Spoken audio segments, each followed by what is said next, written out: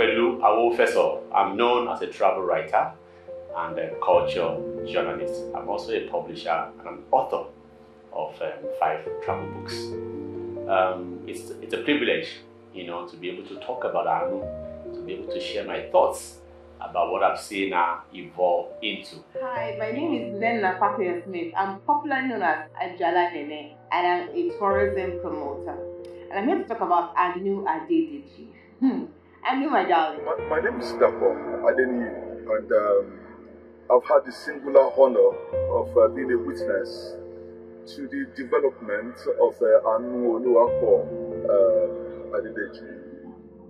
My name is Abiola Alabi. I am a teacher by profession, an SDG advocate, and I'm popularly known as Saucy Teacher.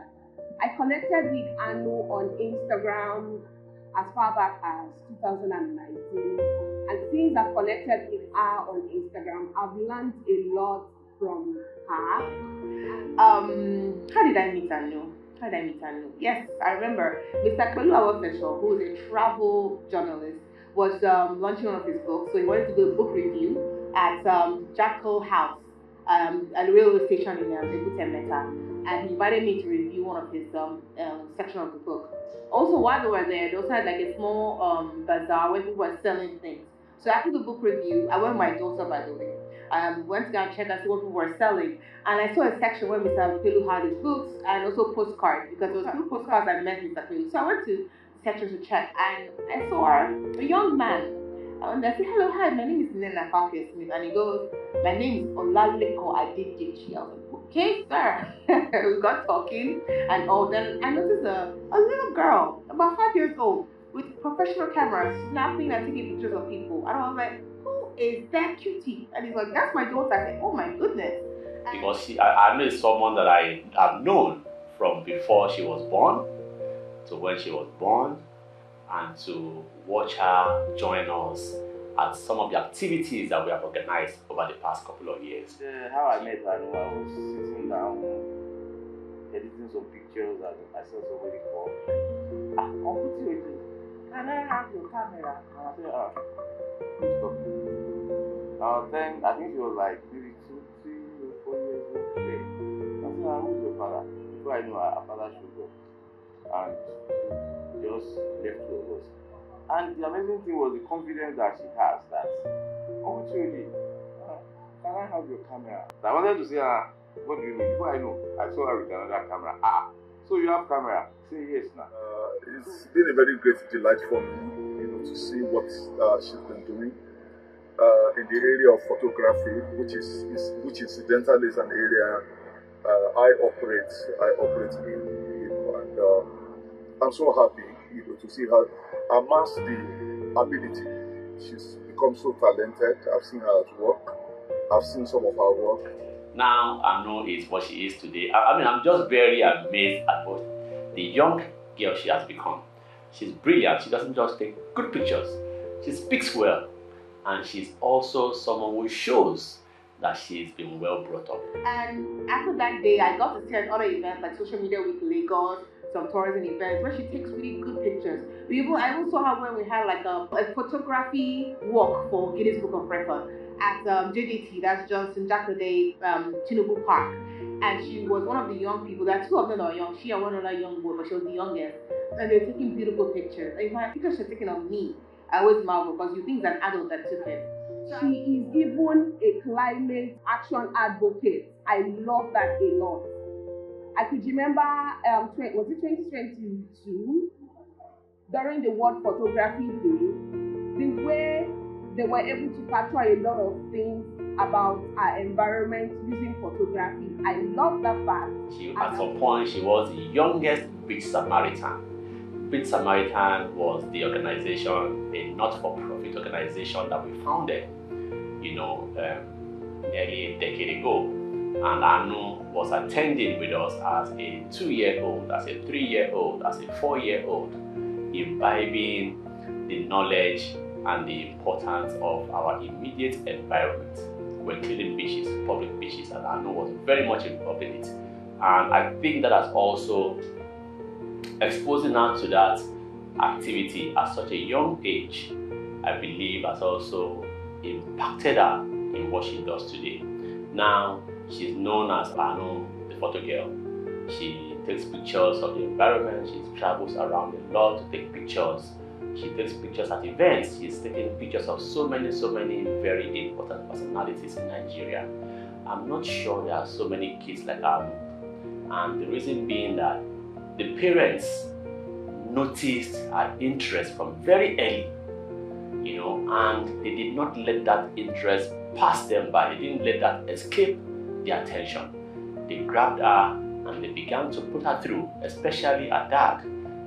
I commend both parents, but I know that the father has been a major force in making her know what she is.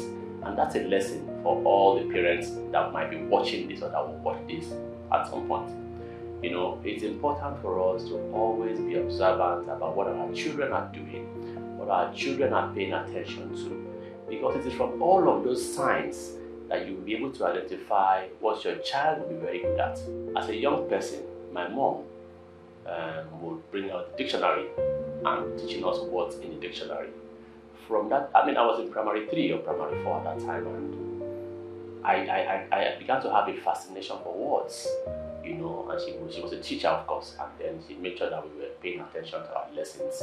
And we had an evening after school where she would teach us, she would guide us through our assignments. And because of that, I became a very natural reader. I was always reading. We were reading novels, we were reading everything, newspapers, It became a part of my growing up. And in secondary school, I was very good in writing comprehension. I scored A in my final exams. So essentially what I'm saying is that I developed an interest as a very little boy. It is the same thing Anu did with photography. She saw her father taking pictures, carrying cameras, and then she was like, this is what my father is doing. And also, she paid that, she got interested in it. And the father said, okay, you are interested, I'll hold you by the hand and I'll guide you.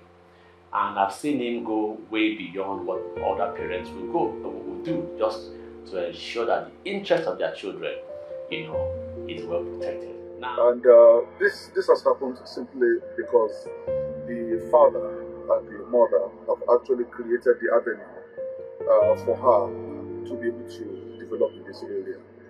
A lot of children have the skill, a lot of people have the latent ability, but that's just latent. It doesn't become potent until it is invested in. And so the parents of Anu have, we have to really commend them for having created, this avenue for her, encouraging her. Most parents don't. Most parents still operate with this very conventional idea that children should only learn curricularly. They should only go to school, do the regular things, chemistry, mathematics, and all of that.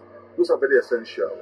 But we should also try to nurture them, to try and design in what direction they are growing, in what direction they have been formed or shaped by their maker, so that they can actually grow to maximize their possibilities in life. So I want to thank Mr. Olaleko and his beautiful wife Keke for seeing this talent in Anu and even her little sister and grooming them. Parents, I want us to learn from this, because it's not just about going to school. It's good to go to school. Like, I went to school, I went to university, and I know the gains I got from it, but one of the things that has helped me in life is my talent. Even with my children, I've started noticing what are their talents, because even though, if you've noticed, we have lawyers who are now becoming fashion designers, engineers who are becoming photographers. So it's not like you don't go to school, but find out that talent that God has given that child and groom it. Because at the end of the day, it's going to be beneficial to them. If they don't find a job, at least they have a side hustle with their talent. So I just want to encourage us parents to look at it that way and groom our children with their talents now that they're young, so that they can grow to become as great as someone like Anu. And I love the fact that her dad was able to discover what she has interest in at an early age, which I would love every Nigerian parent to emulate. I'm sure as a typical Nigerian parent, some might feel like at age 2, what does this girl know about camera?